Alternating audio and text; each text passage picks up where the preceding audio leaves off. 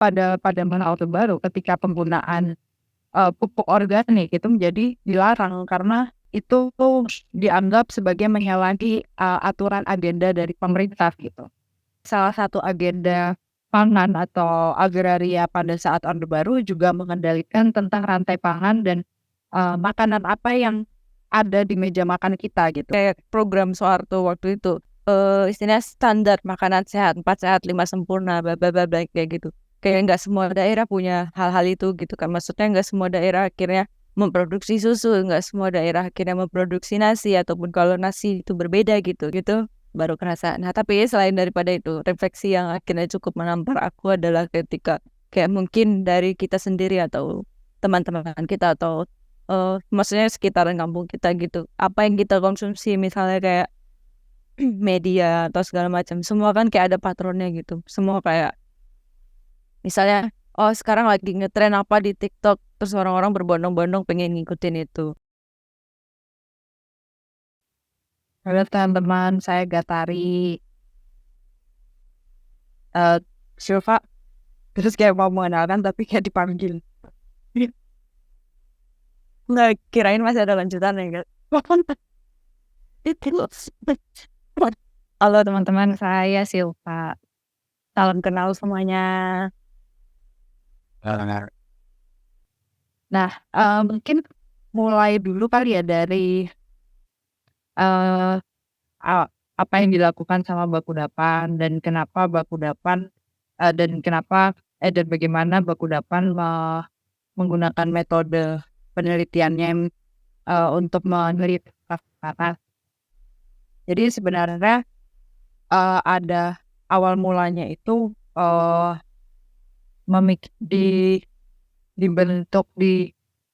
dimulai oleh Nisa dan Elia, dan pada saat itu tuh Nisa masih mahasiswa dan Elia itu jadi seniman yang mereka berdua sama-sama punya ketertarikan makanan. Dan pada saat itu aku kebetulan kerja udah bergabung di Kunci, terus mereka ngajak untuk bikin semacam FGD gitu tentang makanan.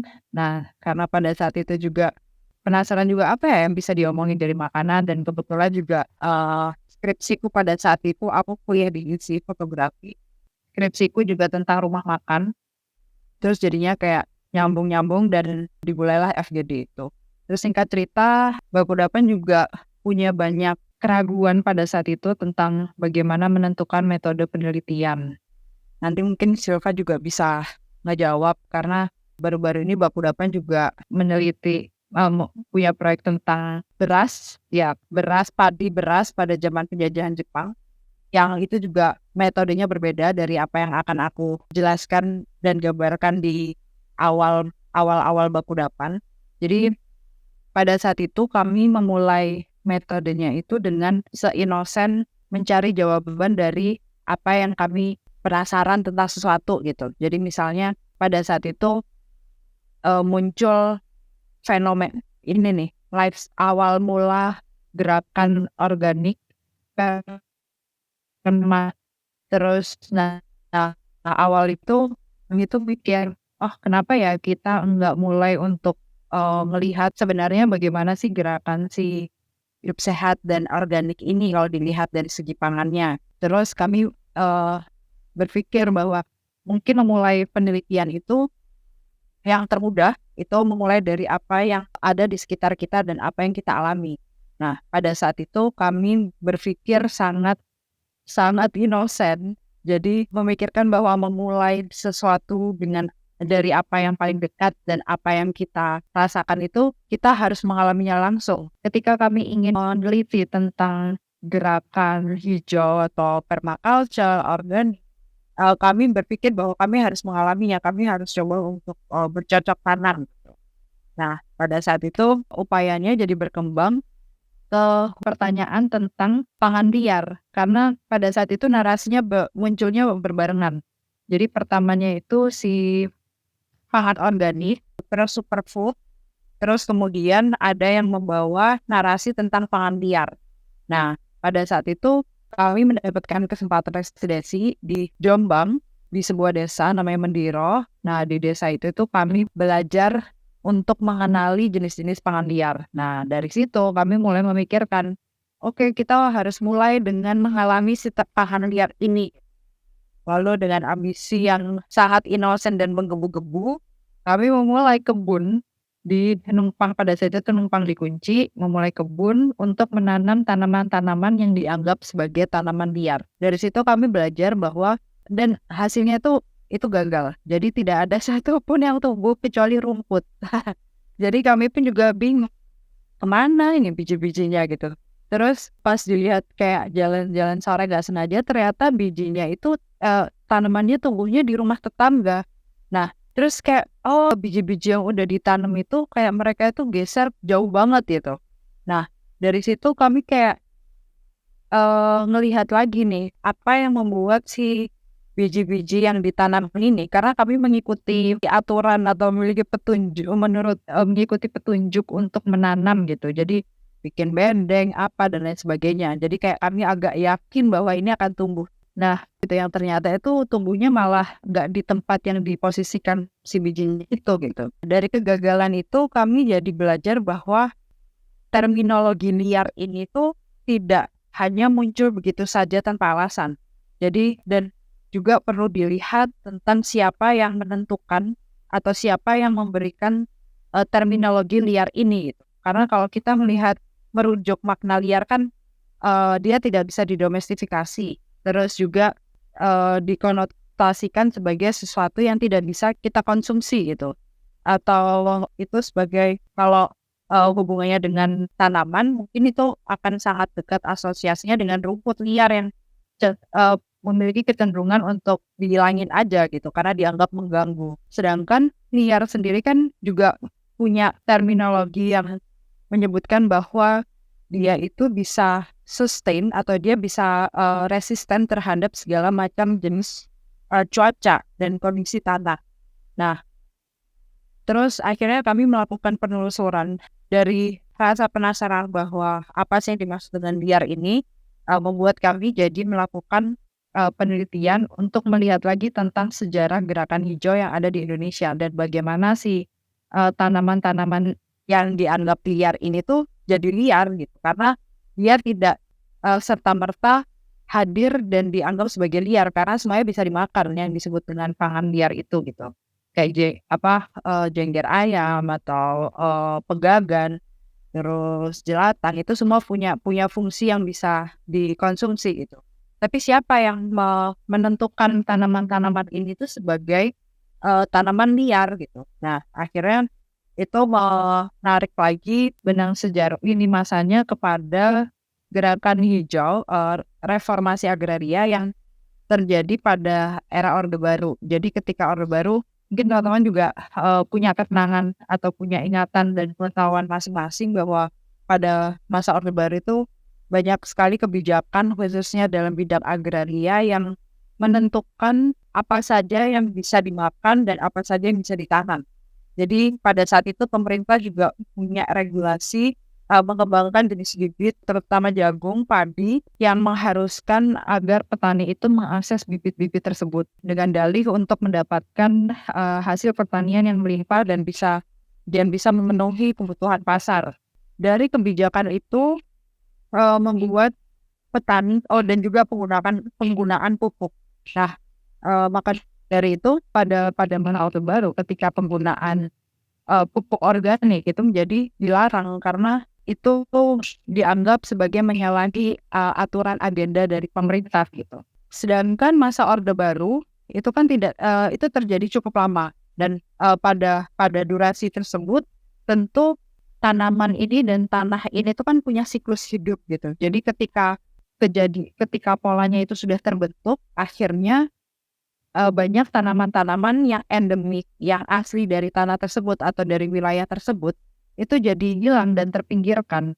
Dan ketika situasi tersebut dibiarkan begitu saja, akhirnya pengetahuan atas tanaman-tanaman yang sebelumnya dianggap sebagai tanaman yang bisa tanaman pangan jadi terputus gitu. Jadi akhirnya orang tua tidak lagi menurunkan pengetahuan kepada anaknya bahwa tanaman ini bisa dimakan gitu. Karena salah satu agenda pangan atau agraria pada saat Orde Baru juga mengendalikan tentang rantai pangan dan makanan apa yang ada di meja makan kita gitu. Jadi akhirnya ada dengan kata lain pada saat itu pemerintahan Orde Baru juga menentukan tentang jenis-jenis tanaman yang bisa kita makan gitu, dan mengontrol pasar, dan akhirnya kan kita taunya jenis tanaman yang diterima oleh pasar jadi kangkung, bayam dan lain sebagainya gitu. Akhirnya tanaman-tanaman pangan yang disebut sebagai liar itu tadi tidak dianggap sebagai tanaman pangan, tapi itu kan kenyataan yang terbentuk karena keputusan atau karena ada kekerasan kebijakan yang dibikin oleh pemerintah gitu pada masa Orde Baru. Sedangkan si tanaman-tanaman ini kan mereka punya jiwanya sendiri gitu, mereka punya cara hidupnya sendiri yang tidak bisa hilang begitu saja oleh larangan pemerintah gitu. Kayak karena setiap tanah atau setiap daerah itu kan memiliki karakter tanah, udara, kelembapan dan lain sebagainya masing-masing gitu, yang menentukan ada tanaman jenis apa yang bisa tumbuh di situ. Nah, tanaman-tanaman endemik itu kan mereka memiliki kekuatan resisten terhadap cuaca dan tanah, cuaca dan lingkungan itu sangat tinggi melebihi jenis tanaman-tanaman lainnya. Nah, ini yang membuat mereka sebenarnya tidak hilang, tapi hanya saja yang membuat mereka jadi tidak dianggap adalah pengetahuannya sudah terputus karena kita sudah tidak lagi mengenal itu sebagai tanaman pangan. Akhirnya kita melihat mereka tumbuh dengan sangat lebat, tapi kita tidak melihatnya itu sebagai sumber pangan, dan akhirnya kita hanya melihatnya sebagai rumput yang mengganggu dan dihilangin aja. Nah, dari proses penelitian pada saat itu kami berpikir mungkin seru juga nih kalau misalnya kita mulai bereksperimen dengan metode penelitian. Nah, pada saat itu kami mengundang beberapa praktisi pangan yang berbasis di Jogja, yang mereka juga punya tergabung di Gerakan Hijau Ganjuran pada saat Orde Baru. Terus jadi mereka mengalami 2 generasi rezim pemerintahan dari Orde Baru terus reformasi gitu. Jadi mereka punya pengalaman dan ingatan tentang tanaman-tanaman yang hilang, yang liar itu, sampai tanaman yang bisa dimakan, sampai tanaman yang bisa dimakan itu dianggap liar. Nah, terus kami ngajak namanya Pak Baning. Nah, kami ngajak Pak Baning ini untuk jadi di Jogja itu ada satu area namanya JEC. Jadi kayak gedung yang biasa buat expo gitu-gitu. Di belakang JEC itu ada tanah kosong gede banget kayak lapangan bola, lebih 2 kali lapangan bola, dan itu isinya tuh rumput-rumput semua gitu. Si status tanah itu tuh nggak ada yang punya. Jadi akhirnya karena itu di Jogja, jadi kepemilikan tanah akhirnya dianggap sebagai tanah Sultan Ground. Nah, terus kami datang ke situ, terus kami ngerambat. Nah, ngerambat ini kan sebagai kelompok belajar, kami menggunakan istilah ngerambat ini juga mengambil dari hasil wawancara kami dengan salah satu narasumber yang menyebutkan bahwa pada zaman dulu mereka itu yang ngeramban, pergi ke belakang rumah, belusuan gitu, terus untuk mendapatkan sumber pangan gitu. Nah, habis itu kami perkembangan terus kami jadi ngeliatin, oh ini ada tanaman ini, tanaman ini, tanaman ini gitu. Yang menariknya itu untuk mengenali satu hal yang kami pelajari itu saat itu adalah ketika melakukan pentingnya untuk melakukan penelitian dan mengalami langsung adalah kita jadi punya layer pemahaman tentang liar ini tidak hanya berhenti di istilah saja, tapi kami jadi belajar bagaimana mengidentifikasi si tanaman-tanaman liar ini gitu. Karena ketika kami melihatnya langsung, menyentuh, merasakan, menggunakan indera kita, kami jadi punya pengetahuan bahwa oh ternyata jenis tanaman seperti ini tuh teksturnya kayak gini. Terus oh tanaman kayak gini tuh kayak baunya kayak gini gitu. Nah, itu kalau tadi Renjo menyebutkan bahwa ini adalah upaya untuk mengarsipkan, nyatanya memang mengalaminya atau dalam konteks pangan liar ini mengalami langsung di lapangan dan menyentuh si tanaman-tanaman ini jadi upaya untuk menciptakan loker ingatan kita gitu. Kalau, oh ini tuh tanaman ini jenisnya kayak gini, fungsinya kayak gini, teksturnya kayak gini gitu. Nah, jenis-jenis ingatan dan pengetahuan itu kan yang diputus, yang membuat kita jadi tidak lagi mengenali itu semua gitu. Kita jadi hanya mengenali bahwa semua tekstur eh sayur semua sayur yang sehat itu ketika si bayamnya itu kayak gitu, kangkungnya kayak gitu gitu. Padahal sebenarnya sayur hijau itu tuh memiliki banyak sekali tekstur kalau misalnya kita merujuk lagi ke beberapa tanaman yang dirujuk sebagai tanaman liar gitu. Itu mungkin itu dulu kali ya kalau dari si pangan liar. Silva mau nambahin yang di proyek beras itu karena itu metodenya juga beda lagi tuh.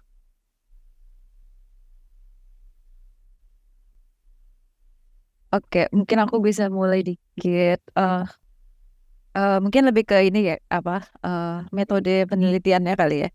Nah, jadi waktu kemarin beberapa waktu lalu, Bakudapan kebetulan diajak berpameran gitu di Jepang, ngomongin soal pangan. Nah, soal pangan waktu itu kami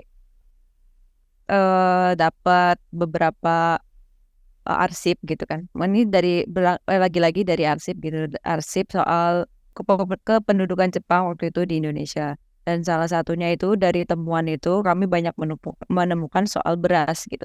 Pada awalnya kami nggak berencana untuk ngomongin spesifik beras gitu, tapi ternyata lihat dari arsip-arsip itu banyak sekali ditemukan arsip-arsip tentang beras gitu. Relasi antara Jepang dengan Indonesia itu banyak dimobilisasi lewat beras gitu. Jadi akhirnya kami mengangkat itu. Nah, awalnya kami berangkat untuk kayak nyari segala sumber gitu untuk soal si beras ini, dari yang dilakukan Jepang gitu. Nah, terus akhirnya dari arsip-arsip itu akhirnya kami menemukan bahwa akhirnya beras itu ternyata jadi alat politik gitu kan untuk pemerintah Jepang saat itu untuk memobilisasi orang-orang Indonesia gitu. Untuk kayak misalnya karena mereka ada kebutuhan perang gitu kan. Jadi mereka butuh sebenarnya nggak hanya Indonesia tapi juga beberapa negara misalnya kayak Cina atau Asia Tenggara yang lain misalnya kayak Filipina, Malaysia dan segala macam itu. Asia Tenggara itu dijadikan tempat bagi pemerintahan Jepang untuk memproduksi bahan pangan untuk kebutuhan mereka semasa perang waktu itu. Nah, proses di sini waktu itu metodenya kami pakai arsip itu, tapi kemudian akhirnya masih sangat terbatas gitu karena sulit juga untuk menemukan arsip-arsip yang masih tinggal, sehingga akhirnya memanfaatkan arsip-arsip yang ada, misalnya kayak bahkan selebaran kertas propaganda gitu atau iklan-iklan propaganda yang ayo menanam nenek-nenek gitu. Terus juga bahkan menemukan bentuk-bentuk gimana pemerintahan Jepang waktu itu melancarkan misinya di negara-negara jajahannya. Terus mereka tuh punya akhirnya di dalam semua rangkaian itu kayak ketemu satu benang merah gitu, kayak gimana bentuk pemerintahan atau model pemerintahan jajahan yang dilakukan Jepang ke negara-negara jajahannya gitu. Terus akhirnya kemudian banyak hal yang didapat dari situ, tapi ternyata itu tidak begitu cukup, sehingga akhirnya ketika di Jepang kami juga melakukan, jadi penelitiannya akhirnya harus punya banyak macam metode gitu ya. Nah, akhirnya ketika kami residensi di Jepang, punya kesempatan waktu itu, kami 2 kali ke Jepang, waktu itu mungkin kayak sekitar 2 minggu gitu kan. Tahun lalu 2 minggu, terus tahun lain ini juga 2 minggu, mencari sumber gitu, menggali arsip itu lagi gitu. Terus akhirnya mungkin ketika akhirnya melakukan wawancara, jadi kayak ada melakukan wawancara beberapa kali gitu dengan orang-orang. Misalnya kayak beberapa salah satunya profesor dan segala macam gitu. Ya mereka punya banyak sekali pengetahuan. Nah, selain itu juga bakal agak cukup terkejut ternyata masyarakat Jepang sendiri, maksudnya lokal-lokal gitu juga ternyata nggak begitu tahu soal penjajahan mereka gitu. Kalau orang Jepang pernah menjajah Indonesia gitu. Jadi akhirnya di situ bentuk relasi atau interaksi ketika wawancara tuh akhirnya bukan kayak kita lagi nanya ke seseorang yang paham gitu, tapi akhirnya jadi sama-sama belajar gitu, dan itu jadinya malah memperkaya sudut pandang juga kan. Jadinya akhirnya kita bisa belajar lagi untuk melihat, oh iya ternyata perang ini nggak hanya berdampak bagi kita gitu sebagai orang Indonesia yang dijajah sama orang Jepang, tapi juga ternyata masyarakat sipil Jepang juga akhirnya merasakan hal yang sama gitu. Mereka juga struggling dengan hal itu. Jadi mungkin akhirnya ketika nggak punya atau misalnya metode penelitiannya nggak saklek misalnya merujuk satu dua hal gitu. Tapi ketika akhirnya di lapangan kita jadinya kayak bisa menggabungkan banyak hal sih gitu. Tapi mungkin sebenarnya dengan teman-teman kan kami berdelapan ya gitu. Jadi kami membagi tugas gitu biasanya. Siapa yang fokus pada proses penelitian dan siapa yang proses artistik, proses gini-gini. Kurang lebih seperti itu sih, Mbak Dirba.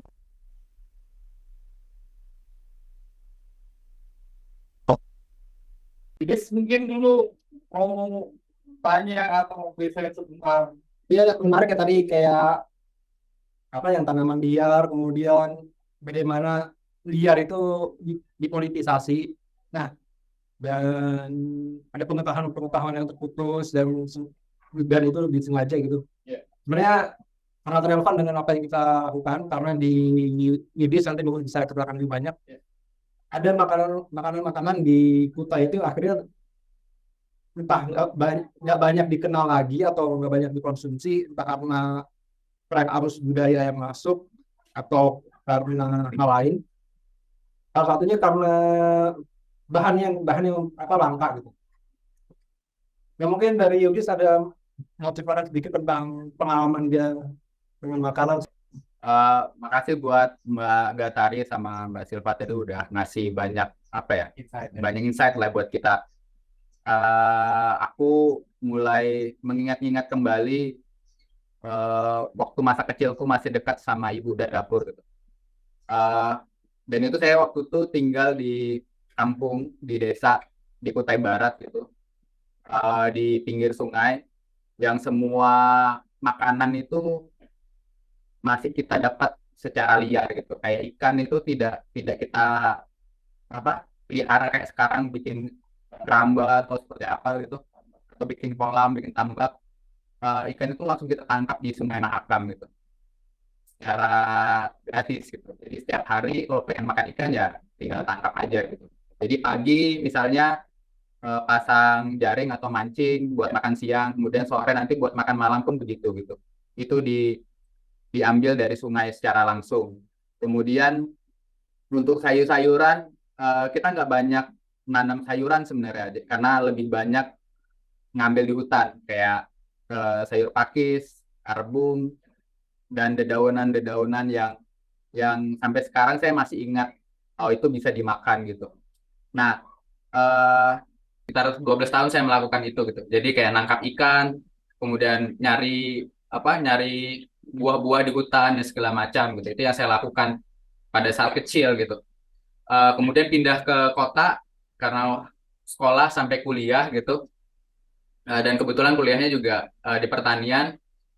Mulai banyak dapat cerita tentang bagaimana pertanian itu dibentuk, bagaimana tadi revolusi hijau itu mengubah banyak hal tentang kita gitu, tentang bagaimana cara kita mengkonsumsi gitu, bagaimana pangan-pangan lokal seperti jagung, kemudian sagu dan pangan-pangan yang lain, singkong segala macam itu hilang tergantikan dengan beras gitu di eranya Soeharto gitu. Bagaimana juga pada saat ini aku melihat di Kaltim dulu kan kalau di Kalimantan atau di Kaltim atau di mana ya, Kutai Barat rata-rata sebenarnya masyarakat Kutai, masyarakat Dayak itu nanam padi memang itu. Setahu saya ya, yang saya amatin dari kecil sampai sekarang tuh padi gitu makanannya. Makanya padi lokal atau varietas lokal yang ada di Kalimantan Timur itu cukup banyak. Setahu saya ada 165 jenis varietas lokal dan ada 126 itu padi gogo atau padi ladang gitu. Jadi lebih banyak padi ladang gitu. Makanya di Kalimantan tuh ada ladang berpindah. Nah, sekarang eh saya saya kayak cuma satu varietas yang cukup ingat karena itu nenek yang tanam. Itu namanya padi mayas gitu. Padi ladang namanya mayas gitu. Dan masih banyak padi-padi yang lain yang saya nggak tahu namanya apa, nama kampungnya itu apa gitu. Balik lagi kalau misalnya bicara Kalimantan, kita tuh juga selain memang apa ya kebiasaan lokal itu udah berubah, hutan-hutan kita juga semakin hari semakin sempit. diganti sama sawit, misalnya diganti sama pertambangan, digantikan sama hutan tanaman industri, akasia dan segala macam gitu. Jadi yang biasanya kayak kayak misalnya rotan muda itu biasanya kita makan gitu.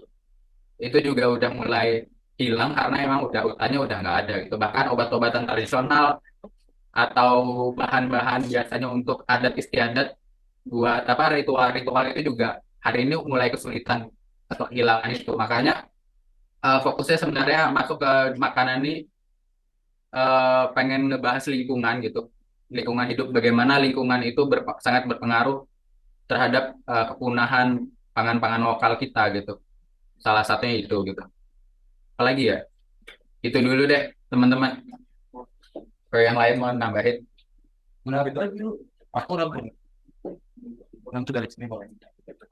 Ya, teman-teman, karena ini proyeknya juga kita baru ya, rintis ya, dan dan kita perlu banyak masukan dari teman-teman yang kita tahu praktiknya itu sangat dekat dengan fokus di makanan, pangan dan kuliner ini.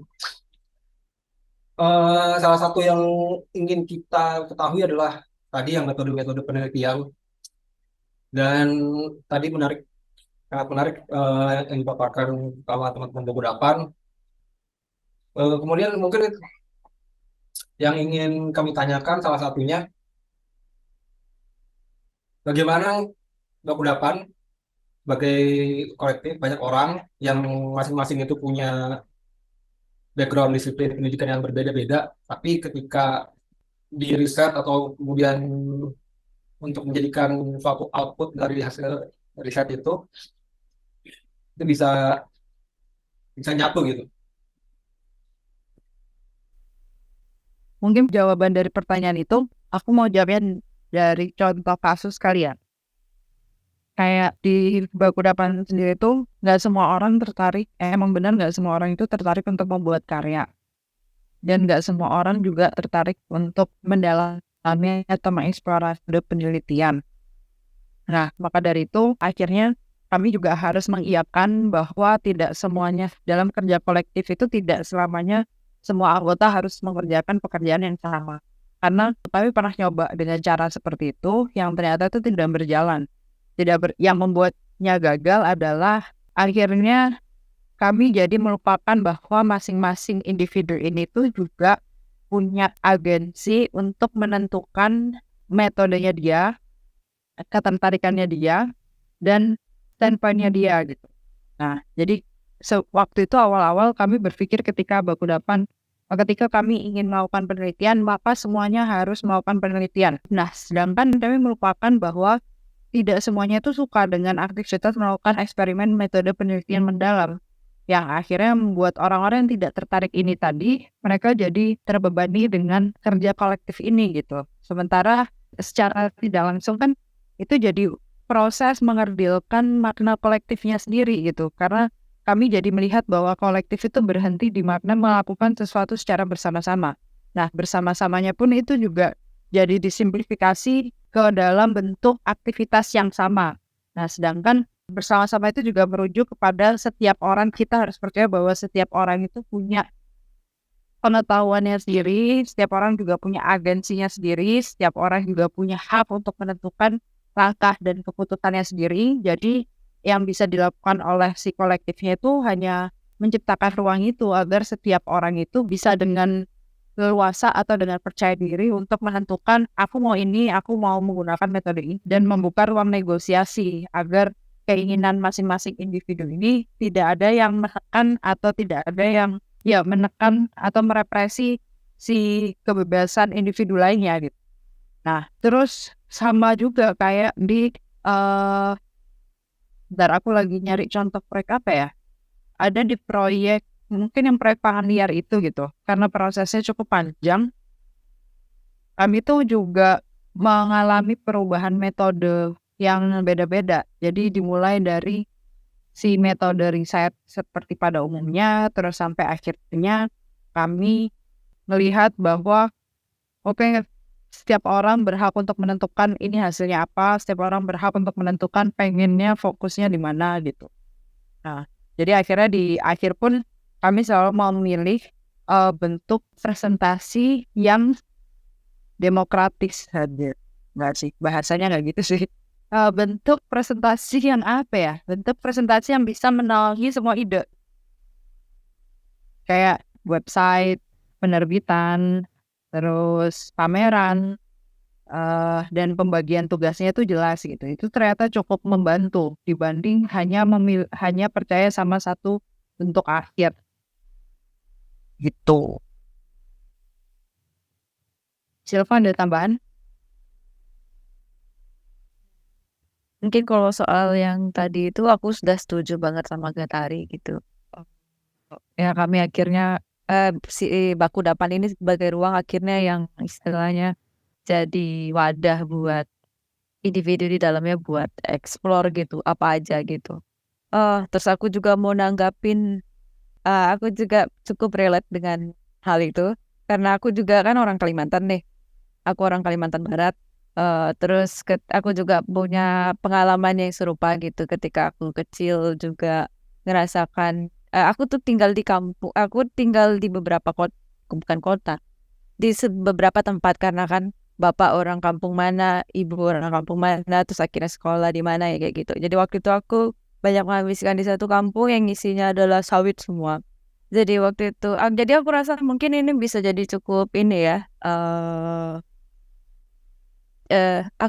Jadi ketika pas aku udah keluar gitu dari Kalimantan sekolah, terus kerja gitu kan di Jawa nih, akhirnya bisa ngelihat ini ternyata makanan Kalimantan tuh nggak ada yang ngalahin gitu kan. Jadi kayak oh gitu, jadi kangen gitu. Terus akhirnya aku terus masuk Baku Dapan juga punya banyak refleksi ya akhirnya makin kumplit pulang kampung apa ya misalnya beberapa tetangga gitu kayak kalau misalnya mereka bilang enak tuh makanan Jogja ada ini terus aku bilang nggak enak makanan kampung kita nih makan ikan asin pakai lalap ini tuh udah enak banget gitu pakai sambal gitu terus itu tuh enak loh di berita tuh misalnya kayak di TV tuh gini ya biasa aja gitu terus aku jadi bertanya-tanya gitu kan kayak kenapa ya gitu orang kampung kita gitu ngerasa pengen gitu itu hidup di Jawa atau hidup di luar lah kayak gitu tapi aku rasa kayak itu mungkin karena ya belum nyobain aja gitu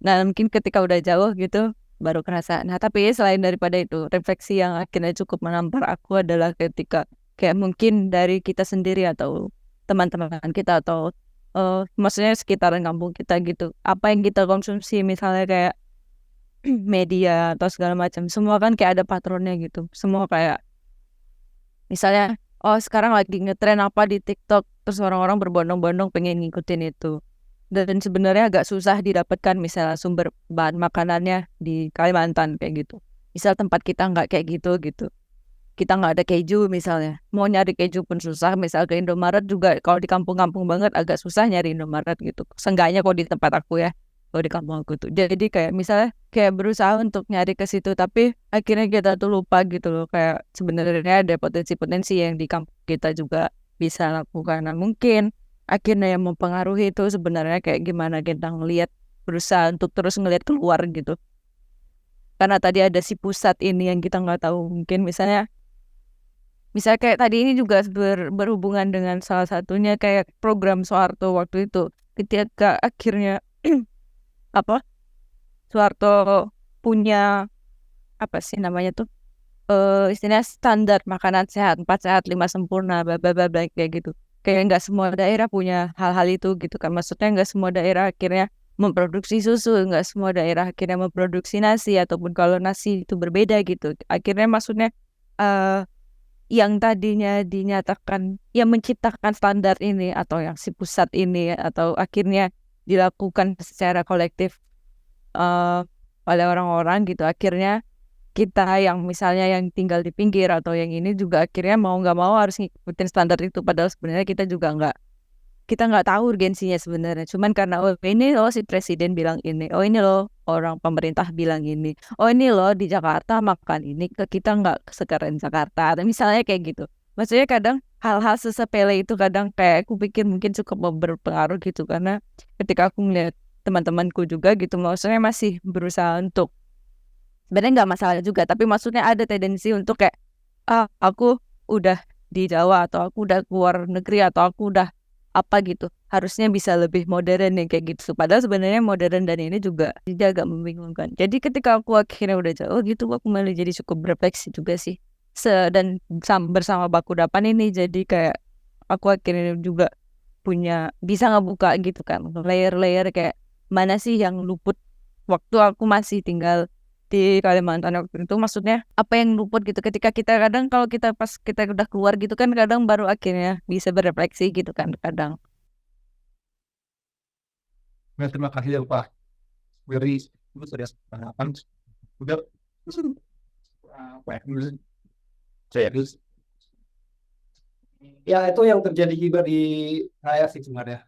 Saya belasan tahun besar di Samarinda, tapi besar di era 90-an itu kan ya di penghujung Orde Baru lah.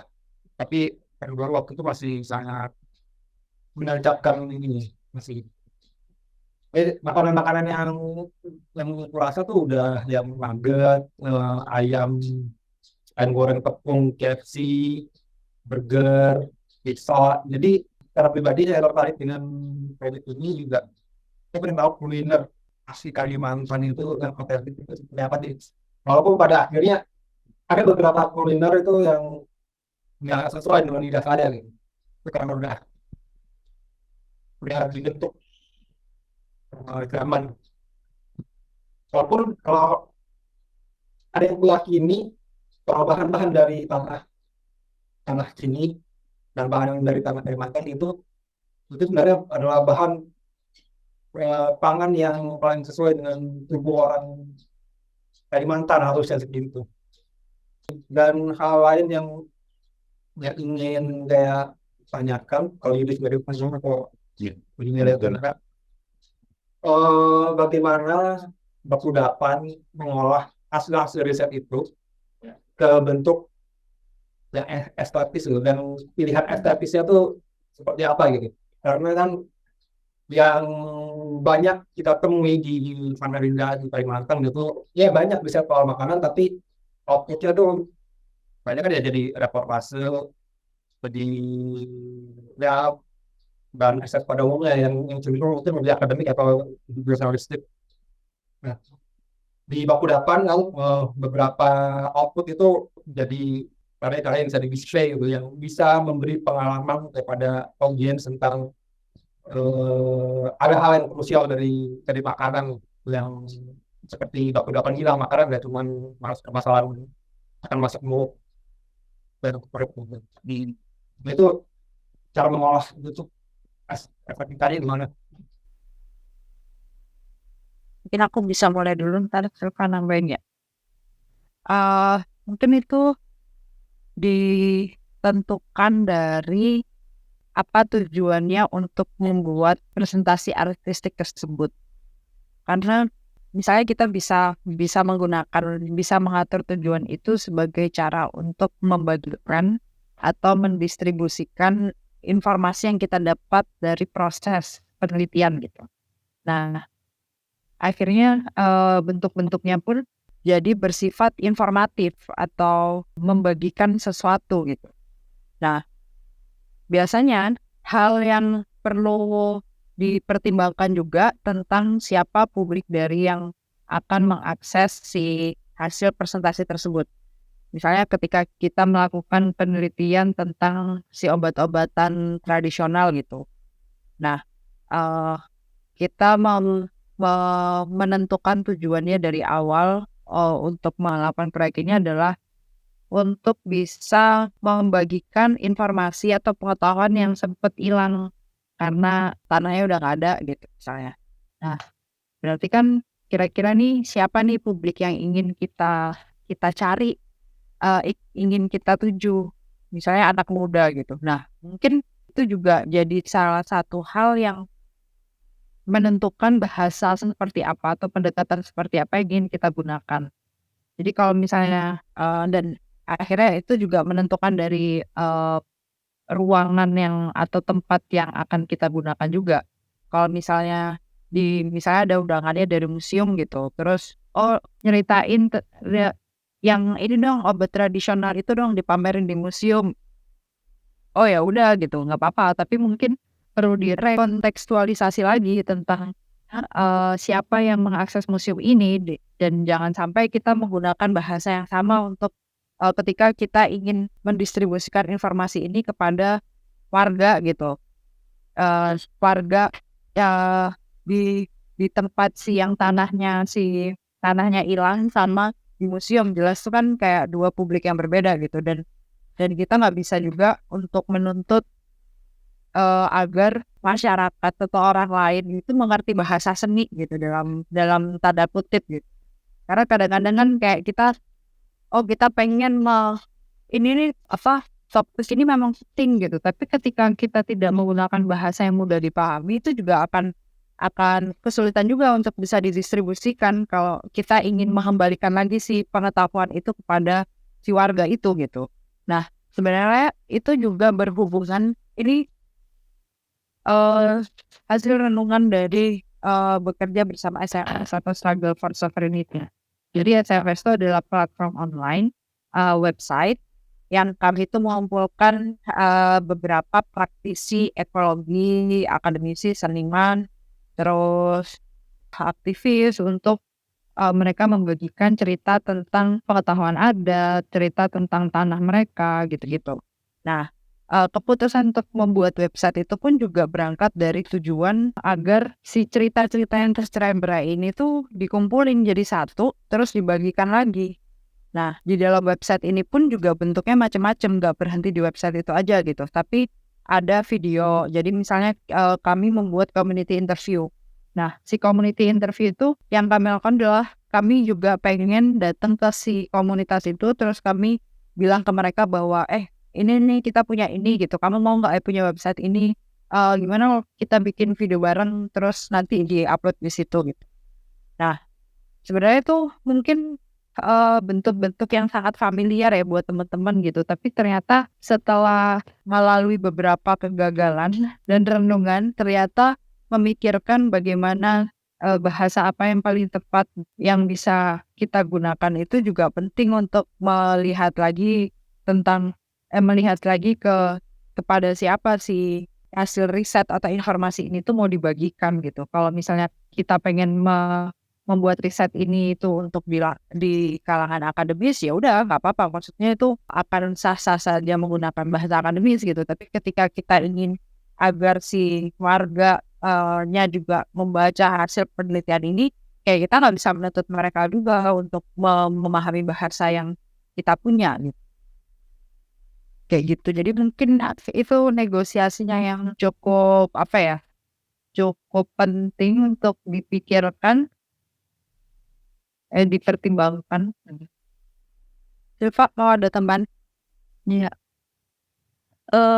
Ya aku setuju juga sama Kak Tari. Selain itu juga hal yang bisa dipertimbangkan kayaknya ketika udah berapa tahun ini ikut sama Bakudapan gitu. Hal yang perlu dipertimbangkan juga tuh kayaknya kayak tahu posisi kita gitu loh. Maksudnya kayak gali privilege kita dan segala macam. Misalnya ketika harus menyampaikan yang isu-isu yang sensitif dan kayak gitu. Misalnya kayak ya mungkin ada hal-hal yang perlu digali gitu dari karya itu sendiri gitu. Kayak gimana akhirnya relasimu dengan subjek yang sedang kamu kembangkan kayak gitu. Atau ya kaitan-kaitannya kayak gitu. Jadi kalau aku pribadi gitu ketika bersama Bakudapan, ketika mau bikin karya yang artistik gitu, malah jadi justru banyak tenggelam di proses itu gitu, kayak gimana ya kalau ngomongin ini gitu, apakah nanti akan menyinggung kelompok ini atau mungkin akan berdampak ini gitu. Jadi kayak perlu banget untuk bisa istilahnya mau ngebuka apa ya privilege yang kita punya atau kerentanan apa yang kita punya gitu, atau ngecek lagi gimana. Mungkin ini agak tapi mungkin kalau secara emosional, maksudnya kalau secara emosional relasimu dengan karya itu gimana kayak gitu. Jadi mungkin itu akan cukup bisa menambah poin yang menarik gitu. Jadi ketika akhirnya karya itu ditampilkan gitu, orang jadi bisa ngelihat kompleksitas itu, tapi nggak mesti melulu dibalut dengan karya yang splendid, nana kayak gitu. Jadi kayak tinggal hal yang sederhana, misal hal keseharian gitu. Tapi ini juga merekat gitu di diri kamu, di diri pengunjung, ke diri orang lain gitu. Maksudnya kayak akhirnya ketika bisa ngebaca layer-layer itu, kayak akhirnya bentuk artistiknya kayak gimana menurutku bakal bebas aja sih gitu mungkin. Jadi Belum mantap nih. Apa Ibis? Ada penasaran yang lain, Ibis, soal rekaman? Mungkin bisa mendapat maksudnya yang dari Lukman itu berapa? Riset apa yang sedang dibikin sekarang? Pertanyaannya kan udah berat-berat tadi. Oh ini mah pertanyaan penyambung obrolan aja. Kami tuh sekarang lagi nyusun publikasi. Jadi Baku Dapan ini tuh kami punya berkolaborasi dengan 3 orang lainnya, Pipop, Rani, dan Karit. Jadi dari lewat berkolaborasi itu kami menyusun publikasi tentang kerja-kerja perawatan dalam aktivis. Karena kan sebenarnya yang menarik itu terkadang kan kita tuh mengamini aktivisme itu sebagai bentuk perlawanan yang turun ke jalan. Nah, sedangkan kan makna aktivisme itu sangat luas ya. Kayak masing-masing dari kita itu juga punya apa sih namanya? Punya pilihan atau punya agensi untuk menentukan langkahnya apa gitu. Jadi kayak misalnya dan juga ketika kita membayangkan kita ingin melakukan sesuatu atau kita misalnya ini pengen ngumpulin si pengetahuan tentang obat tradisional gitu. Nah, tentu kan ini akan melibatkan bukan hanya satu orang aja, tapi kayak kita juga melibatkan banyak orang dengan tugas yang berbeda-beda gitu. Misalnya ada yang ngambil foto, ada yang wawancarain, ada yang jadi editor, ada yang nulis gitu. Semua orang yang terlibat di sini dan ada orang yang turun ke lapangan gitu misalnya. Dan semua orang yang terlibat di sini itu kan punya perannya masing-masing dan mereka juga sedang mengaktifkan sesuatu gitu kan. Nah, terkadang dunia aktivisme ini tuh menuntut kita untuk memikirkan bahwa kita butuh perubahan yang sangat cepat dan lain sebagainya gitu. Kita nggak mau lagi nih untuk bersentuhan dengan apa gitu. Misalnya dengan apa ya sawit dan lain sebagainya gitu. Itu memang bentuk-bentuk perlawanan yang penting gitu. Tapi kita juga tidak boleh mengerdilkan usaha-usaha lainnya yang dengan bentuk yang berbeda. Nah, terus dalam proyek kolaborasi ini tuh kami membahas tentang kerja perawatan apa sih yang bisa kita lakukan nih untuk membicarakan tentang ini tadi gitu, tentang perlawanan dan lain sebagainya ini. Itu udah 2 tahun sih belum kelar. Wah ini semoga cepat kelar.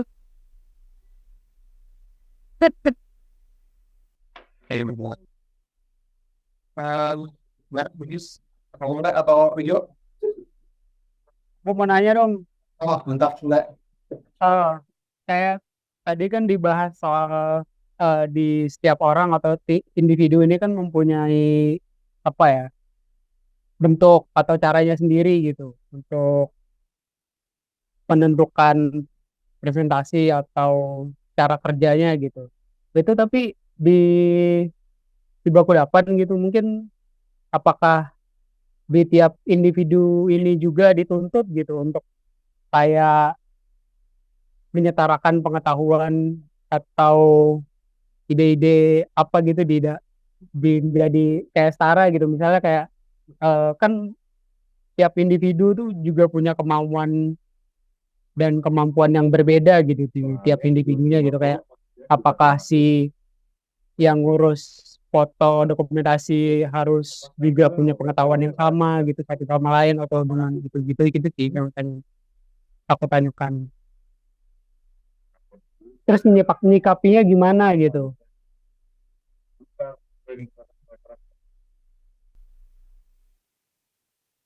Nah, mungkin aku jawab dikit nanti Gatari bisa nambahin. Sebenarnya di baku depan kayaknya nggak ada pemaksaan untuk kamu harus ngerti ini. Atau mungkin sebenarnya ada, tapi caranya nggak kayak gitu. Jadi misalnya ada yang misalnya lagi riset gitu, dia nanti bakal bagikan informasinya.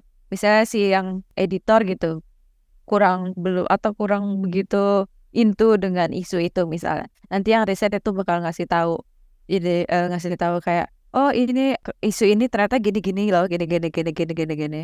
Nah, terus jadi akhirnya prosesnya tuh ya kayak gitu. Jadi akhirnya nggak ada perasaan kayak dipaksa atau harus memaksa teman-teman karena akhirnya informasi itu jadinya dibagi merata aja gitu. Jadi bahkan mungkin perasaan untuk merasa dipaksa atau perlu memaksa orang untuk punya pengetahuan yang sama tuh kayaknya nggak ada gitu. Jadi bentuknya udah kayak misalnya kayak lagi ngobrol ringan aja. Kamu tahu nggak di sini ternyata ada cerita tentang ini, ada aksi tentang ini misalnya. Ternyata ini melibatkan ini. Oh gitu, masa sih aku nggak tahu. Dan saya kira jadi proses belajar gitu sih. Kalau sepenangkapan. Mungkin Gatari bisa nambahin. Nggak ada sih. Tapi mungkin untuk pertanyaan gimana menyikapinya, itu tuh kami ini, jadi kayak dalam setiap pengerjaan proyek itu di rapat, itu ada momen, misalnya kayak yang terakhir ini yang Sejat Merawat ini, kami tuh ada momen untuk semacam check-in, jadi kayak saling berbagi kabar satu sama lain, terus itu ternyata itu cukup membantu untuk menciptakan keakraban atau menciptakan relasi yang kuat dan rasa kepercayaan di dalam proses kerja. Nah, terus setelah itu sisanya ya udah kayak kami harus mengamini bahwa setiap orang itu punya pengetahuan yang berbeda-beda dan nggak boleh disamain. Jadi ketika ada yang nggak tahu, ya udah itu dianggap sebagai hal yang nggak tahu aja gitu, bukan suatu hal yang kok belum ini sih, jadi kayak akhirnya takut ngaku nggak tahu atau takut untuk tanya gitu. Nah, kami selalu mengupayakan untuk mempercayai bahwa tadi kayak setiap orang punya pengetahuannya masing-masing gitu yang nggak boleh dikerdilkan.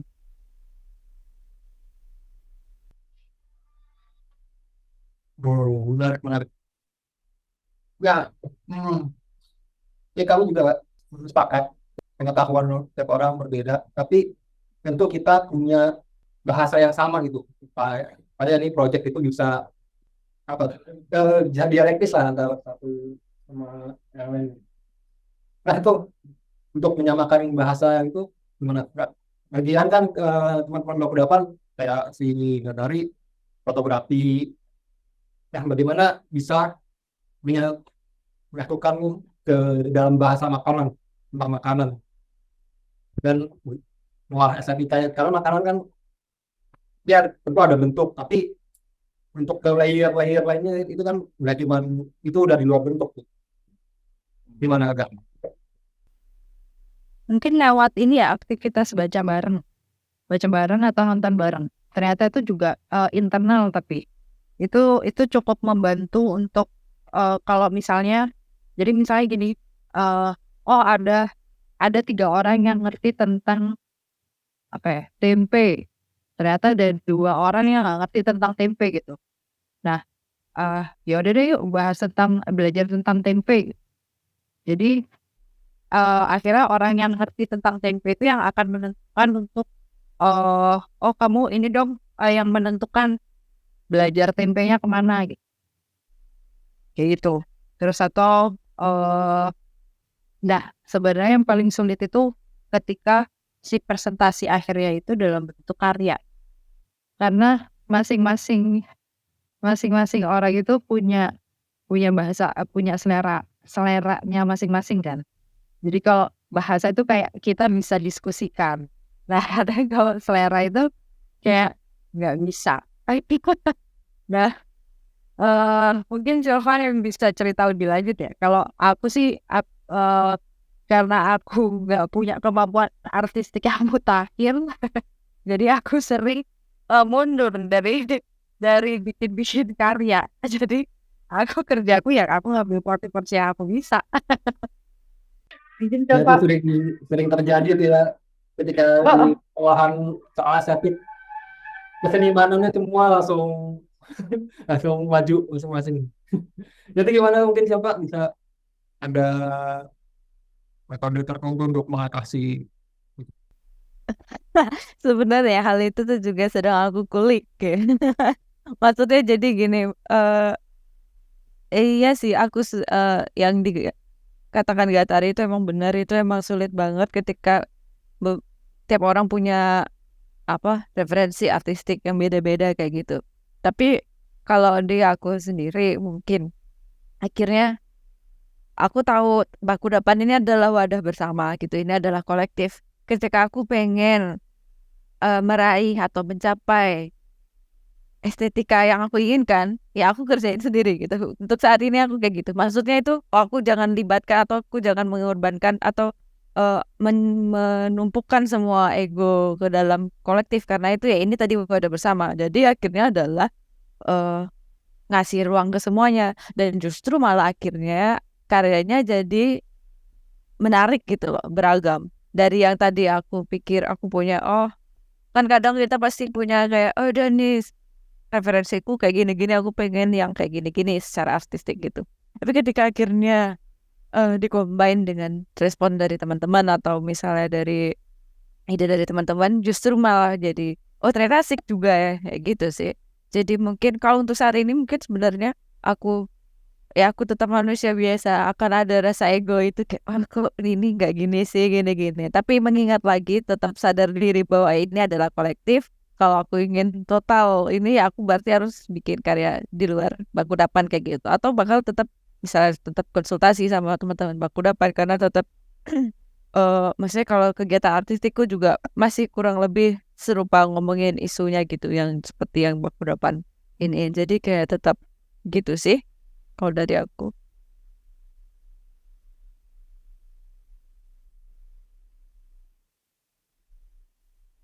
Oke, banget.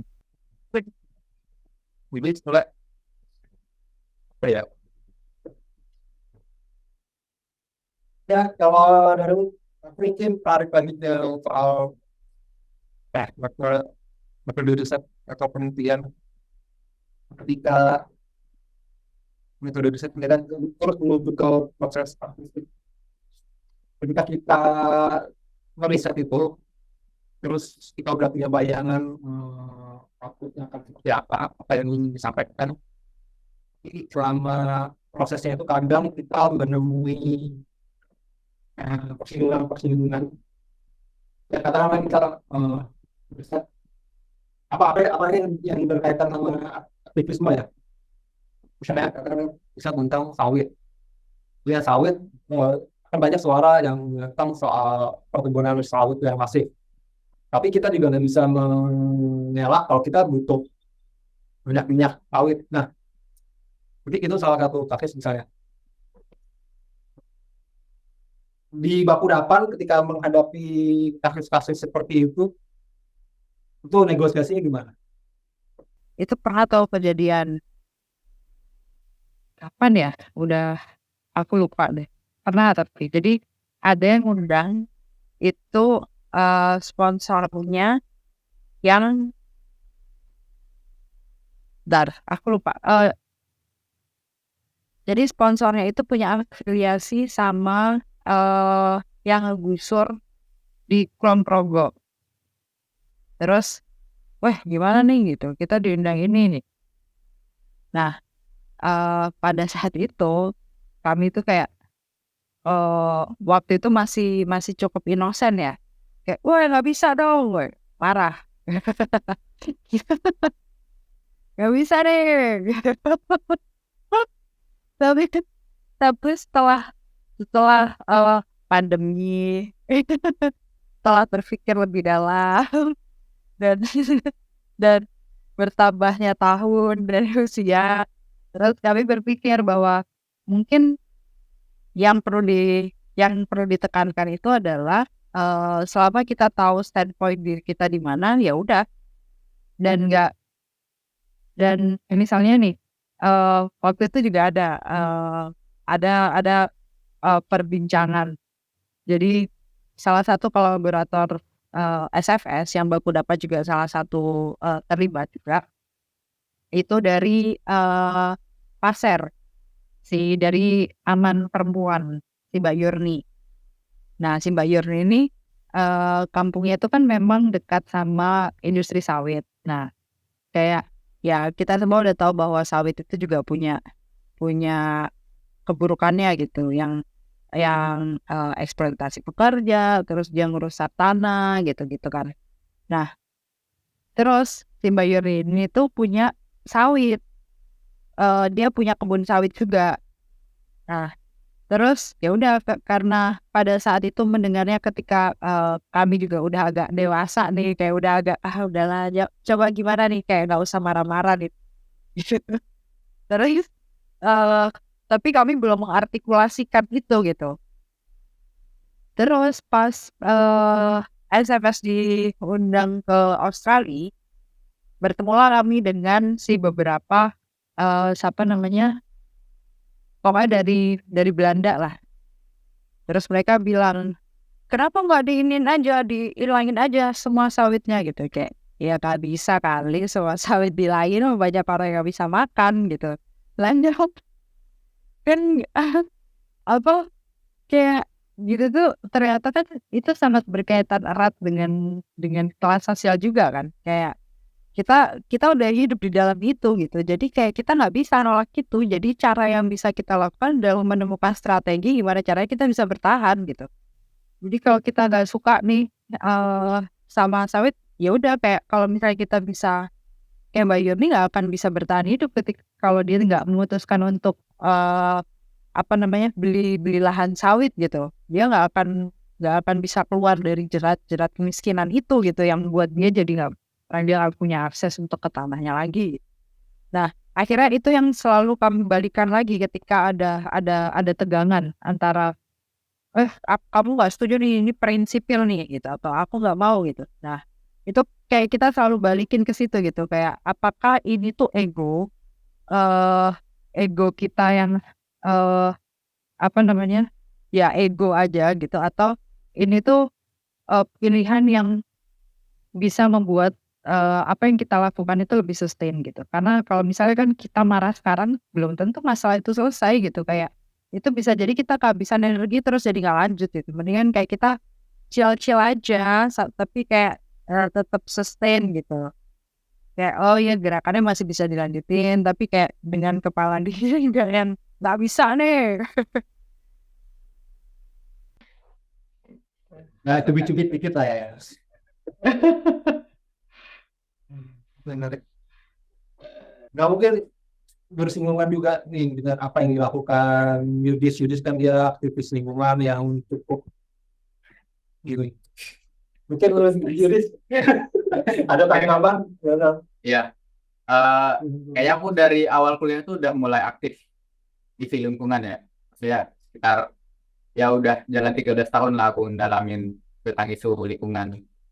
Sawit, terutama tambang, sempat bekerja bersama Jatam, Jaringan Advokasi Tambang Kaltim. Nah, itu cukup ngabisin energi sebenarnya. Kayak 2017 aku udah mulai ngurangin, 2018 itu udah mulai ngurangin aktivisme itu yang turun ke jalan. Nyari solusi lain lah yang lebih mudah untuk bisa dimengerti oleh masyarakat gitu. Karena memang ketika kita berada di kampung untuk mengorganisir masyarakat, kita cukup paham gitu bagaimana alasan mereka kenapa mereka harus menjual lahannya tadi gitu ke pertambangan. Karena memang lahan pertaniannya itu udah tidak produktif lagi gitu. Mau nggak mau itu udah pilihan yang terbaik buat mereka gitu. Sementara kita yang memaksakan jangan dijual dong lahannya gitu. Itu nggak bisa juga karena kita nggak bisa ngejamin ekonominya mereka gitu. Mereka butuh hidup gitu. Atau kenapa orang-orang kampung sangat ingin sekali tinggal di kota karena memang fasilitas di kampung, jalanan di kampung itu tidak sebaik kita yang hidup di kota gitu. Akses internet mungkin susah, kemudian jalannya pun susah. listrik nggak ada gitu. Itu hal-hal yang kesenjangan sosial itu yang membuat kenapa juga berkaitan erat kenapa juga kesulitan buat kita aktivisme itu untuk mengorganisir mereka gitu, untuk bisa tetap bertahan untuk melawan, misal untuk mempertahankan suatu wilayah mereka gitu, karena ya tadi gitu itu cukup realistis gitu. Makanya saya mulai mendalamin isu-isu makanan tuh, berharap sebenarnya ini isu yang makanan dan pangan ya, isu yang sangat dekat buat kita gitu, dan itu cukup ringan lah untuk bisa dibahas. Kemudian ini juga menjadi PR bersama juga buat kita di sini untuk ngemas isu-isu kayak tambang, sawit, tapi bicara tentang satu piring gitu yang jauh lebih relevan, yang jauh lebih ringan gitu, yang dan jauh lebih mudah dimengerti oleh masyarakat gitu. Jadi sama teman-teman Baku Dapan itu cukup kita juga cukup banyak belajar, terutama saya juga pengen nanyain, kemarin kan teman-teman Baku Dapan itu ada kerjasama atau collab gitu ya sama Trend Asia tentang pangan dan energi, yang masalah sawit kan. Sawit aku juga udah mainin permainannya gitu, yang jawab pertanyaan dan segala macam. Pengen tahu sih cerita tentang bagaimana teman-teman ngemas campaign ini gitu bareng Trend Asia tentang pangan dan energi, bicara tentang sawit, bagaimana sawit itu sebenarnya ada dua mata pisau, yang satu sebenarnya kita sangat butuhkan juga karena hampir semua makanan kita tuh digoreng gitu. Maksudnya Indonesia tuh sangat sangat suka sekali hal-hal yang digoreng, semua digoreng tuh suka gitu.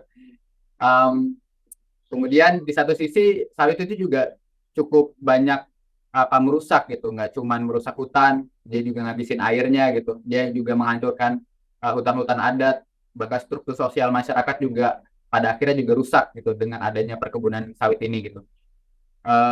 Itu seperti apa kampanyenya? Apakah ini masih berlanjut? Terus bagaimana respon orang-orang yang udah terlibat dalam menjalankan permainan ini atau ikut dalam proyek ini gitu? Itu sih kalau aku nanya. Aku jawab yang Trend Asia dulu kali ya.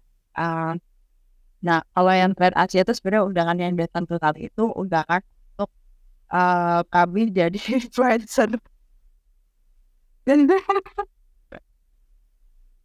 nah, tapi awal pertamanya kami nggak ngapain lah, udah nggak merasa punya kapasitas itu gitu.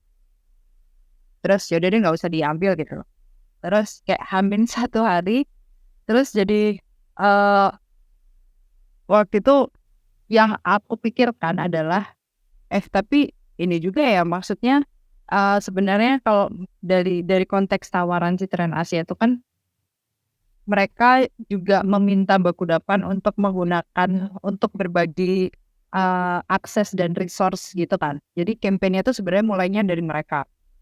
Nah, mereka mengundang beberapa orang untuk menyebarkan campaign itu karena mereka mempertimbangkan bahwa masing-masing yang diundang itu, akun yang diundang, itu punya sosial kapitalnya masing-masing yang sekiranya bisa mendistribusikan dan menggaungkan ini tuh lebih jauh gitu. Meskipun followersnya nggak banyak gitu, dan bahkan kayak like-nya cuma 100.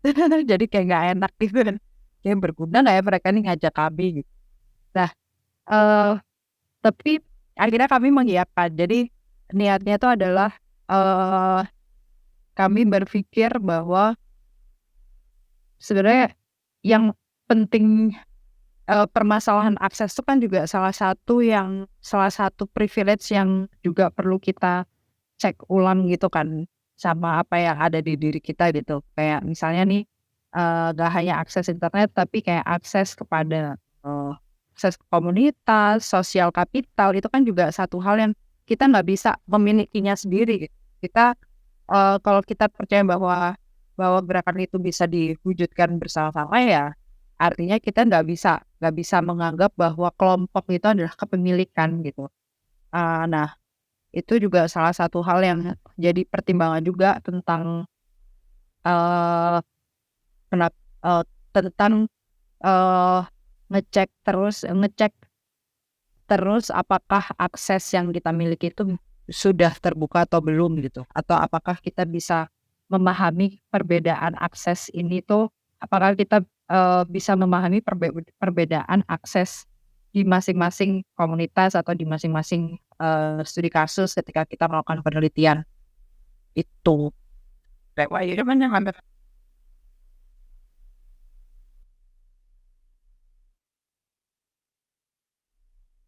Benar. Terus barang dulu paling dia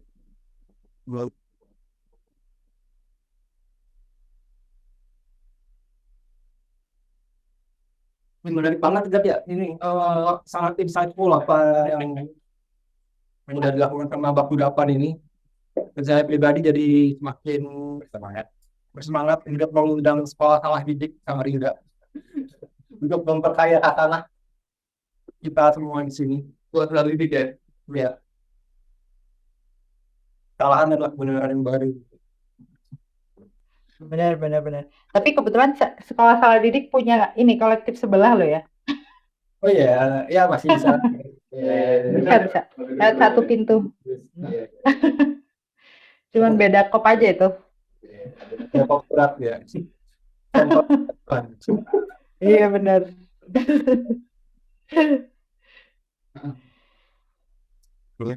Ya. Ya kalau misalnya ada yang bisa kami bantu dari sini pun juga berkabar aja. Maksudnya sekarang aku sendiri masih belum tahu apa yang bisa kami bantu, tapi barangkali kalau teman-teman yang tahu oh ini butuh bantuan apa gitu, itu juga kami akan dengan sangat senang membantu. Itu seperti di awal tadi kita memang ini rencananya buat pemasukan dan menengok lagi tentang sejarah kuliner kita gitu. Dan mencari bentuk lain untuk presentasinya karena ada kesimpulan yang terkuat di kelompok ini kalau bentuk estetis itu mungkin bisa lebih memberi pengalaman ketimbang karya-karya menyerahkan hasil karya saya atau dan integrasi karena tingkat membaca di sini kan tidak begitu tinggi.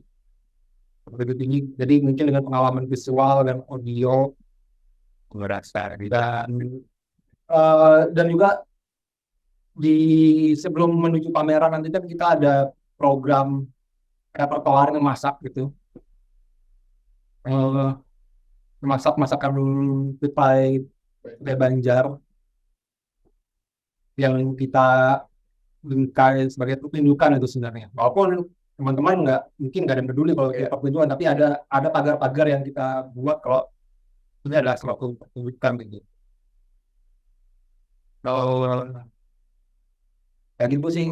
Ya mungkin kita akan banyak belajar tanya-tanya kehidupan yang mungkin sama pendapat. Apalagi kita di sini kan tidak sangat minim ya pengalaman estetis.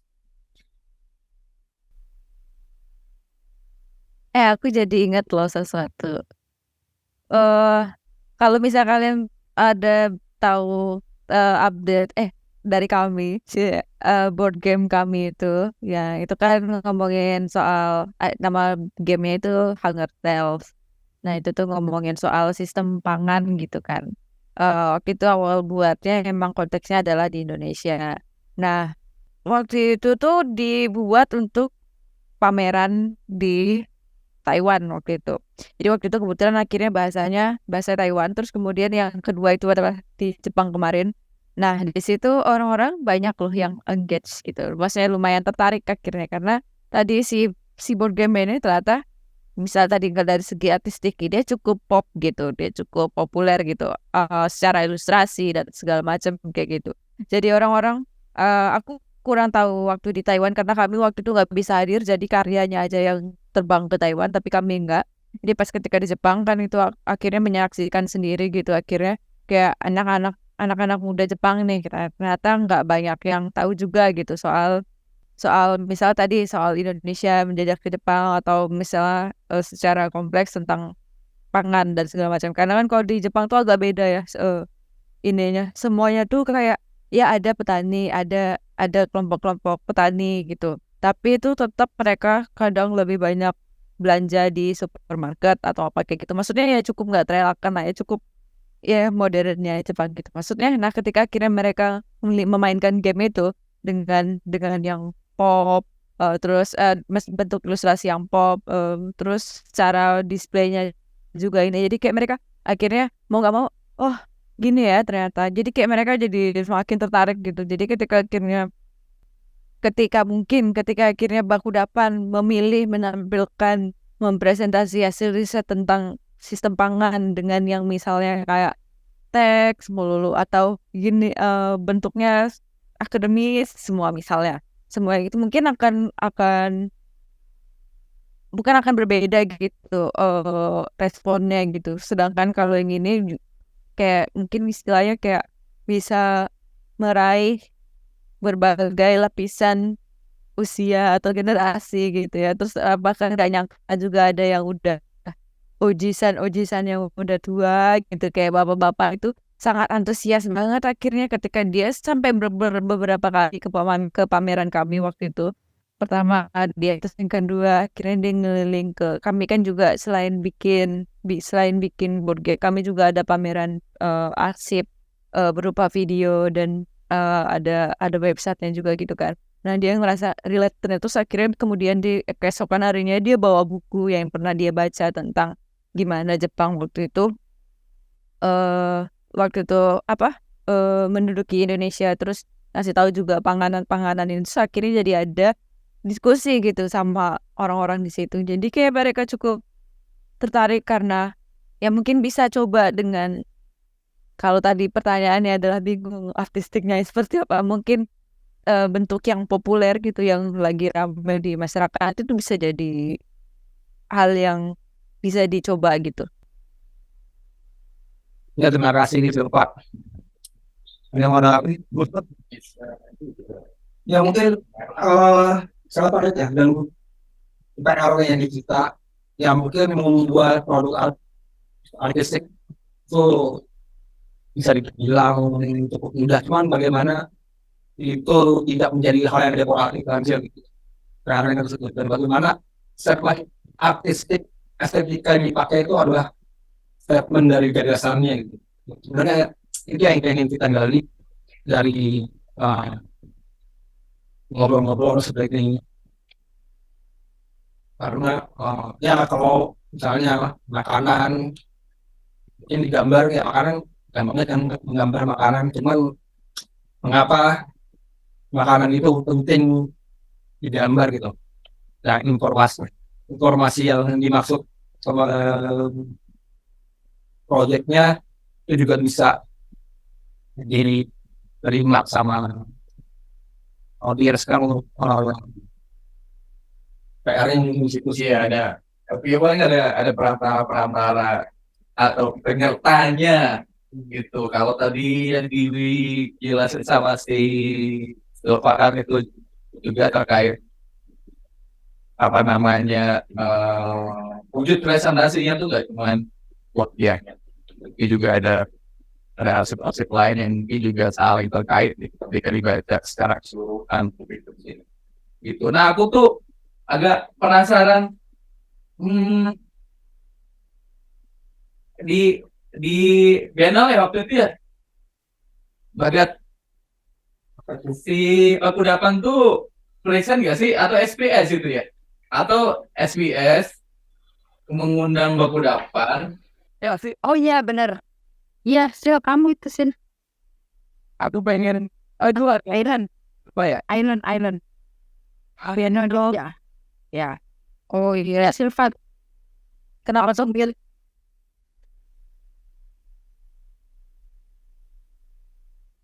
Nggak ada suaranya. itu kan banyak apa ya aku waktu itu lihat ada artikel salah aku ya, terus balik deh kayaknya apa itu waktu itu yang diambil itu masih punya masing-masing fokusnya atau memang itu diundang sama SPS terus kemudian punya satu frame yang sama, terus kemudian di present.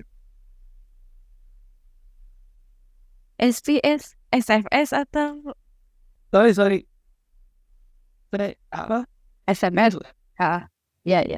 oh SFS bukan ini, bukan bareng Alexana. Maksudnya sorry ini aku ngomong sama Gatari jadi kayak ngomong internal. Sorry. Gimana? Coba deh, aku jadi agak lupa maksudnya. Itu jadi si sama Alex itu kan punya 2 kuratorial. Terus mereka tuh punya project, terus ngundang Bakudapan. Nah, projectnya apa di Bakudapan yang in charge Silva tuh. Projectnya tentang apa tuh sih? Fungsi. Oh, yang ini beneran oh Yazid. Oh ya Allah, maaf ya. Aku bingung, astagfirullah. Iya, jadi waktu itu Bakudapan kan diajak sama si Alexandra itu yang yang mereka punya platform kuratorial Buddies and Power and Buddies itu, terus ngajak Bakudapan untuk ngomongin isu, karena mereka tuh waktu itu lagi ini ya, lagi fokus ngomongin soal isu migran gitu di Indonesia gitu. Nah waktu itu mereka juga punya udah emang temenan gitu, udah menjalin hubungan yang cukup baik dengan teman-teman di pengungsian, aku lupa kali apa gitu, pokoknya di Jakarta gitu. Nah mereka udah cukup sering banyak melakukan kegiatan gitu, berkolaborasi gitu. Jadi prosesnya adalah emang, nah ini juga aku jadi ingat. Jadi ketika emang mau ngomongin soal sesuatu yang bisa isu sensitif atau apa gitu, memang yang terbaik adalah melibatkan orangnya gitu, melibatkan teman-teman yang emang mengalami atau apa gitu, tapi tetap kalau misalnya mereka bersedia gitu ya, maksudnya ya memang menjalin hubungan dan kayak gitu dan segala macam. Nah waktu itu akhirnya Bakudapan yang waktu itu lagi in charge adalah aku sama Lista. Kami jujur secara cakupan yang biasa kami lakukan gitu nggak sering berada di isu migran gitu, tentang isu migran gitu. Jadi aku dan si Lista waktu itu cukup perlu berhati-hati dan agak takut-takut juga, sama sekali nggak ngerti harus ngapain dan segala macam. Tadi itu adalah yang ini juga berkaitan sama hal yang aku bicarakan tadi di awal, gimana penting mencari atau memposisikan diri ketika harus membicarakan isu lain gitu. Misalnya isu yang nggak kita, istilahnya jauh dari kita kayak gitu. Bukan jauh dalam artian kamu nggak berdampak apa-apa ya, tapi maksudnya ya kayak gitu, aku agak sulit menjelaskannya. Nah tapi maksudnya di situ adalah penting untuk, di situ aku sama Lista waktu itu sama sekali nggak tahu harus bikin apa. Kalau bikin sebuah karya nanti bakal jadi gimana. Akhirnya kami memilih untuk bentuk yang sederhana, dan itu pun sebenarnya masih belum komplit. Ketika waktu di Binel itu, akhirnya kami hanya membuat mading dari hasil riset kami gitu, dari misalnya dari koran atau dari berita-berita gitu, terus kami print, terus kami tetap cantumkan sumbernya juga, cuma ngasih tahu ada proses ini. Terus ketika akhirnya itu secara estetik menurutku kayak nggak yang estetik banget, cuma kayak mading sekolah aja gitu. Tapi akhirnya ketika gimana akhirnya ngomong kayak ini situasi yang sedang terjadi gitu di sini apa yang mereka alamin, terus gimana ya, di situ kami berusaha untuk tetap ingat untuk nggak merepresentasikan teman-teman migran, kelompok migran gitu, karena kami memang bukan pekerja migran gitu kan. Jadi di situ adalah gimana ngasih tahu aja refleksi apa yang kita rasakan dan kayak gitu. Jadi lebih ke soal refleksi, terus gimana gimana kami melihat posisi kami sendiri, bahkan jadi ketika karena kami belum tahu mau mempresentasikan yang seperti apa, jadi akhirnya proses dari kita belajar soal isu tadi itu, ketika kita mau ngomong ini kan berarti kan kita sambil belajar juga ya. Nah bahkan proses itu sendiri sebenarnya kupikir juga perlu untuk dibagikan gitu, kayak misalnya kayak teman-teman sekarang lakukan gitu, pengen tahu proses Bakudapan, Nah gitu kan. Nah mungkin akhirnya lewat tadi itu si karya yang mading itu ya sebenarnya itu adalah salah satu proses aja nih gitu. Jadi nggak ada salahnya juga untuk dibagikan. Mungkin kalian juga bisa gitu. Proses apa yang kalian dapatkan di lapangan, bla bla bla, nggak mesti harus bentuknya karya yang seartistik itu. Tapi kalian bagikan secara ringan. Proses kalian itu juga bisa jadi sebuah karya yang kemudian bisa diterima sama orang lain ya. Sama kayak misal kita lagi ngobrol ngomong di warung kopi gitu kayak kayak aku lagi bikin ini loh, aku nemuin kayak gini-gini. Ya udah tuh kemasin aja kayak gitu. Bisa aja bentuknya kayak gitu. Gitu sih.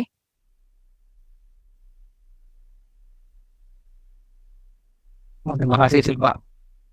Wah, kan mulai Ya, sebenarnya di pameran itu juga proyeksinya bukan karya-karya yang heboh gitu ya. Kalau dari pengalaman kami yang sudah itu ya paling karyanya video video yang terlihat mengenai dalam kemas bagaimana ya, biar bisa menarik dan disimak. Ya, menarikan lagi performa kita semua masak gitu. eh Ya gitu sih. tidak mau ngomong apa Ya ya ya. Cuman mungkin kita pengen ini dari pertanyaan soal metode itu kita pengen mengeksplor metodenya, kemudian kemungkinan estetika lain yang bisa kita eksplor gitu, untuk menambah apa ya rancangan lagi sebenarnya. Yang secara rancangan sebenarnya karyanya juga bukan karya-karya yang akan gandis gitu. Kita ada ujian punya konsep di sekitar ini. Nah, jadi ya karena kalau dilihat juga kan yang dihasilkan beberapa juga ya berupa buku artbook gitu, aku lihatnya lucu yang harganya lumayan itu, kita mau beli tapi harganya lumayan. Dan apa episode tapi yang menurut lama ini sana ya ada ini gitu sih sebenarnya. Aku mau nanya dong, Atau mau nanya yang terkait tadi project itu, yang tadi Tufa cerita itu tetap didiskusikan pas semua anak 28 atau gimana tuh? Atau maksudnya kayak siapa aja boleh terlibat nih selama itu anak 28 atau guru? Ya udah kalian kan buat baku dapat deh. Jadi anak baku dapat dong. Oke oke. Jadi maksudnya waktu itu kalau prosesnya waktu itu sebenarnya waktu itu kayaknya pas lagi cukup chaos juga ya. Bakudapan cukup banyak berlibat di beberapa project. Jadi Bakudapan nggak selalu yang harus update secara detail ke teman-teman yang lain yang nggak ikut gitu. Tapi tetap kami punya apa ya pertemuan yang gak rutin-rutin. Nah, tapi kami perlu menyediakan untuk meeting bersama untuk selalu update gitu. Ada oh si misalnya Gatari sama aku lagi ngerjain project ini nih, tapi yang lain enggak gitu. Tapi yang lain lagi ngerjain yang lain gitu. Jadi nanti ketika di pertemuan itu kami bakal saling update apa yang sedang kami lakukan gitu. Jadi semuanya bakal tetap nerima informasi sih kayak gitu. Dan itu juga misalnya bisa aja lewat cuma obrolan ringan aja misal WhatsApp aku lagi ngerjain ini gitu gitu jadi kayak ya lebih kayak gitu. Kira-kira itu cukup menjawab gak sih? Oke, kasih. mana baru udah lumayan 2 jam 2 jam kurang waktu ya kalau ada untuk ini itu ada kalau ada mungkin kita bisa tanyakan kalau tidak tari ya Siap buat kesana. ya terima kasih banyak teman-teman baku dapat udah meluangkan waktunya yang menurut kita nih waktunya nggak sedikit sih. Banyak dan banyak kali masukan ajakan insight yang pasti akan memberi pengaruh lah pada apa yang kami terlihat, apa yang sedang kami kerjakan. Dan sih juga ya mohon maaf kita tidak bisa memberikan lebih dan bahkan padahal kita tidak memberikan apa-apa. Nggak apa-apa tahu. Iya. Udah bagi-bagi cerita juga udah cukup buat kami. Kasih banyak ya dari Dilpa dan teman-teman beberapa yang lain. makasih juga udah diajak buat ngobrol-ngobrol.